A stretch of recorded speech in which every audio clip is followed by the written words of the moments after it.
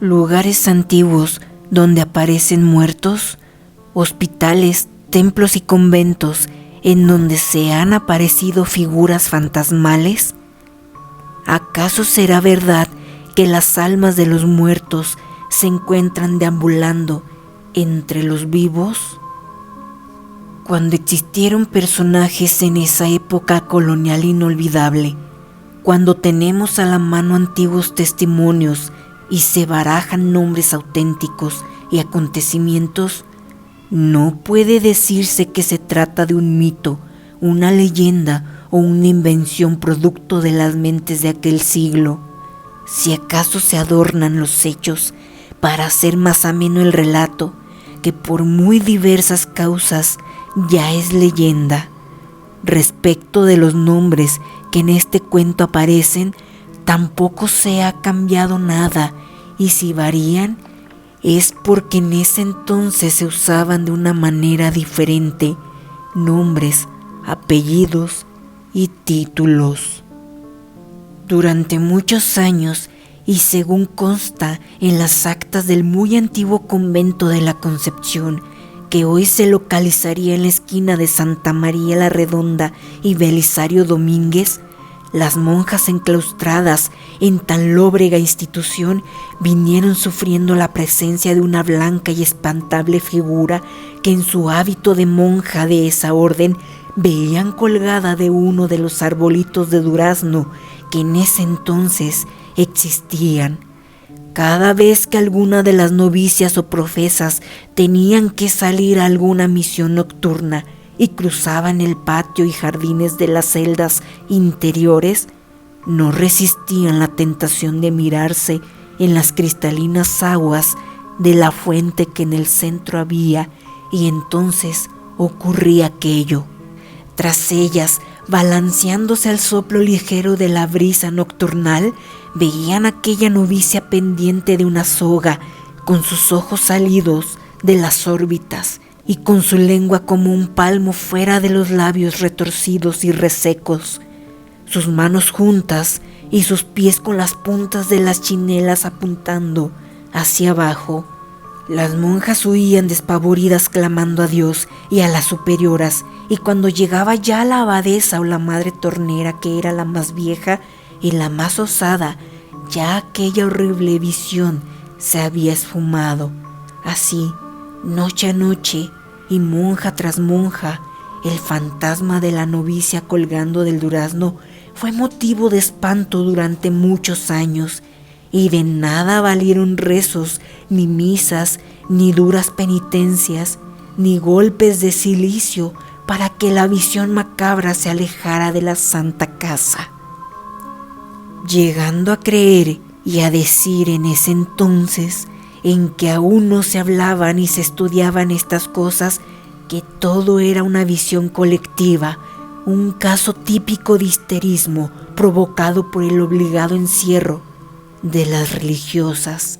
Mas una cruel verdad se ocultaba en la fantasmal aparición de aquella monja ahorcada, colgada del durazno, y se remontaba muchos años antes, pues debe tenerse en cuenta que el convento de la Concepción fue el primero en ser construido en la capital de la Nueva España, y por lo tanto el primero en recibir como novicias a hijas, familiares y conocidas de los conquistadores españoles. Vivían pues en ese entonces en la esquina que hoy serían las calles de Argentina y Guatemala, precisamente en donde se ubicaba muchos años después una cantina, los hermanos Ávila, que eran Gil, Alfonso y doña María, la que por oscuros motivos se inscribió en la historia como doña María de Alvarado. Pues bien, esta doña María, que era bonita y de gran prestancia, se enamoró de un tal Arrutia, mestizo de humilde cuna y de incierto origen, quien, viendo el profundo enamoramiento que había provocado en doña María, trató de convertirla en su esposa para así ganar mujer, fortuna y linaje. A tales amoríos se pusieron los hermanos Ávila, sobre todo el llamado Alonso de Ávila, quien, llamando una tarde al irrespetuoso y altanero mestizo, le prohibió que anduviese en amoríos con su hermana. «Nada podéis hacer si ella me ama», dijo cínicamente el Tararrutia, «pues el corazón de vuestra hermana a tiempo es mío. Podéis oponeros cuanto queráis, que nada lograréis». Molesto, don Alonso de Ávila se fue a su casa de la esquina antes dicha, y que siglos después se llamara del Reloj y Escalerillas respectivamente, y habló con su hermano Gil, a quien le contó lo sucedido. Gil pensó en matar en su duelo al bellaco que se enfrentaba a ellos, pero don Alonso, pensando mejor las cosas, dijo que el tal sujeto era un mestizo despreciable, que no podría medirse a espada contra ninguno de los dos, y que mejor sería que le dieran un escarmiento. Pensando mejor las cosas, decidieron reunir un buen monto de dinero y se lo ofrecieron al mestizo para que se largara para siempre de la capital de la Nueva España, pues con los dineros ofrecidos podría instalarse en otro sitio y poner un negocio lucrativo. Cuentan que el mestizo aceptó, y sin decir adiós a la mujer que había llegado a amarlo tan intensamente, se fue a Veracruz y de allí a otros lugares, dejando transcurrir los meses y 2 años, tiempo durante el cual la desdichada doña María Alvarado sufría, padecía, lloraba y gemía como una sombra por la casa solariega de los hermanos Ávila, sus hermanos según dice la historia. Finalmente, viendo tanto sufrir y llorar a la querida hermana, Gil y Alonso decidieron convencer a doña María para que entrara de novicia a un convento. Escogieron al de la Concepción y tras de reunir otra fuerte suma como dote, la fueron a enclaustrar, diciéndole que el mestizo, motivo de su amor y de sus cuitas, jamás regresaría a su lado, pues sabían de buena fuente que había muerto. Sin mucha voluntad, doña María entró como novicia al citado convento, en donde comenzó a llevar la triste vida claustral, aunque sin dejar de llorar su pena de amor, recordando al mestizo Urrutia entre rezos, ángelos y maitines. Por las noches, en la soledad tremenda de su celda, se olvidaba de su amor a Dios, de su fe y de todo, y solo pensaba en aquel mestizo que la había absorbido hasta los tuétanos y sembrado de deseo su corazón. Al fin, una noche, no pudiendo resistir más esa pasión que era mucho más fuerte que su fe, que opacaba del todo a su religión, decidió matarse ante el silencio del amado, de cuyo regreso llegó a saber, pues el mestizo había vuelto a pedir más dinero a los hermanos Ávila. Cogió un cordón y lo trenzó con otro para hacerlo más fuerte. A pesar de que su cuerpo, a causa de la pasión y los ayunos, se había hecho frágil y pálido, se hincó ante el crucificado, a quien pidió perdón por no poder llegar a desposarse al profesar, y se fue a la huerta del convento y a la fuente. Ató la cuerda a una de las ramas del durazno y volvió a rezar pidiendo perdón a Dios por lo que iba a hacer y al amado mestizo por abandonarlo en este mundo. Se lanzó hacia abajo, sus pies golpeaban el brocal de la fuente y allí quedó basculando, balanceándose como un péndulo blanco, frágil, movido por el viento. Al día siguiente, la madre portera, que fue a revisar los gruesos picaportes y herrajes de la puerta del convento, la vio colgando.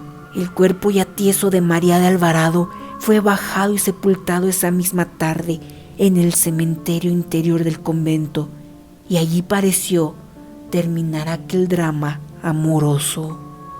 Sin embargo, un mes después, una de las novicias vio la horrible aparición reflejada en las aguas de la fuente. A esta aparición siguieron otras, hasta que las superiores prohibieron la salida de las monjas a la huerta después de puesto el sol. Tal parecía que un terrible, sino el más trágico, perseguía a esta familia, vástagos los 3 de doña Leonor Alvarado y de don Gil González Benavides, pues ahorcada doña María de Alvarado en la forma que antes queda dicha, sus 2 hermanos, Gil y Alonso de Ávila, se vieron envueltos en aquella conspiración asonada encabezada por don Martín Cortés, hijo del conquistador Hernán Cortés, y descubierta esta conjura, fueron encarcelados los hermanos Ávila, juzgados sumariamente y sentenciados a muerte. Cuentan que el 16 de julio de 1566, montados en cabalgaduras, vergonzantes, humillados y vilipendiados, los 2 hermanos Ávila y Gil y Alonso fueron conducidos al patíbulo en donde fueron degollados.